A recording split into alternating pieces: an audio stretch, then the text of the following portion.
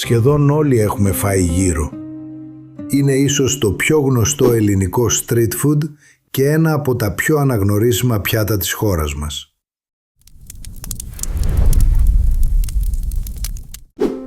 Όμως, πίσω από κάθε τραγανή φέτα κρύβεται μια διαδικασία που συνδυάζει φυσική, θερμότητα και σωστή τεχνική. Ο γύρος δεν ψήνεται ολόκληρος μαζί. Και αυτό είναι που τον κάνει τόσο ξεχωριστό. Με την πρώτη ματιά μοιάζει σαν ένας μεγάλος κύλινδρος κρέατος που απλώς περιστρέφεται μπροστά στη φωτιά. Στην πραγματικότητα όμως αποτελείται από δεκάδες λεπτές στρώσεις χοιρινού τοποθετημένες η μία πάνω στην άλλη. Καθώς περιστρέφεται, μόνο η εξωτερική επιφάνεια εκτίθεται άμεσα στη θερμότητα. Το εσωτερικό παραμένει προστατευμένο και συνεχίζει να διατηρεί την υγρασία του μέχρι να έρθει και η δική του σειρά να ψηθεί. Αυτό σημαίνει ότι κάθε στρώση περνάει διαδοχικά από τον ίδιο κύκλο. Ζέσταμα, ψήσιμο, ρόδισμα, κόψιμο και ξανά από την αρχή για την επόμενη στρώση.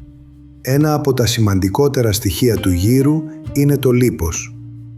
Πολλοί πιστεύουν ότι υπάρχει μόνο για περισσότερη γεύση. Στην πραγματικότητα όμως κάνει πολύ περισσότερα. Καθώς η θερμοκρασία ανεβαίνει, το λίπος αρχίζει να λιώνει αργά. Ρέει ανάμεσα στις στρώσεις του κρέατος, τις διατηρεί ζουμερές και μειώνει την απώλεια υγρασίας. Παράλληλα, μεταφέρει αρώματα και βοηθά τη θερμότητα να κατανέμεται πιο ομοιόμορφα στην επιφάνεια. Χωρίς σωστή αναλογία λίπους, ο γύρος θα στέγνωνε πολύ πιο γρήγορα. Ένα ακόμη χαρακτηριστικό που κάνει το γύρο μοναδικό είναι ο τρόπος με τον οποίο δέχεται τη θερμότητα. Οι αντιστάσεις ή η φλόγα βρίσκονται μόνο από τη μία πλευρά. Έτσι, θερμαίνεται αποκλειστικά το εξωτερικό στρώμα. Η συνεχής περιστροφή δεν υπάρχει μόνο για να φαίνεται όμορφη. Επιτρέπει στην επιφάνεια να θερμαίνεται σταδιακά και ομοιόμορφα, αποφεύγοντας το υπερβολικό κάψιμο σε ένα μόνο σημείο. Κάθε πλήρης περιστροφή λειτουργεί σαν ένας ακόμη μικρός κύκλος ψησίματος.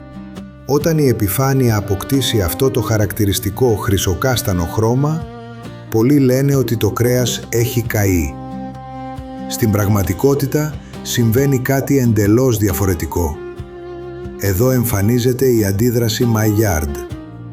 Μια πολύπλοκη χημική αντίδραση ανάμεσα στα αμινοξέα και τα φυσικά ζάχαρα του κρέατος. Αυτή είναι που δημιουργεί την τραγανή κρούστα, τα βαθιά αρώματα και μεγάλο μέρος της χαρακτηριστικής γεύσης που συνδέουμε με έναν καλό γύρο. Η σωστή κρούστα δεν είναι αποτέλεσμα καψίματος. Είναι αποτέλεσμα ελεγχόμενης θερμότητας. Κάπου εδώ μπαίνει στο παιχνίδι και το μεγάλο μαχαίρι. Ο ψήστης δεν κόβει τυχαία. Αφαιρεί μόνο το εξωτερικό στρώμα που έχει ήδη ολοκληρώσει τον κύκλο του. Αμέσως μετά αποκαλύπτεται μια καινούρια, πιο ανοιχτόχρωμη επιφάνεια.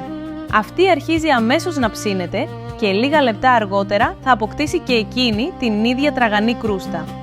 Έτσι, ο γύρος ανανεώνεται συνεχώς μέχρι να καταναλωθεί ολόκληρος. Τελικά, ένας πραγματικά καλός γύρος δεν είναι θέμα τύχης. Δεν είναι μόνο τα μπαχαρικά. Δεν είναι μόνο η ποιότητα του κρέατος.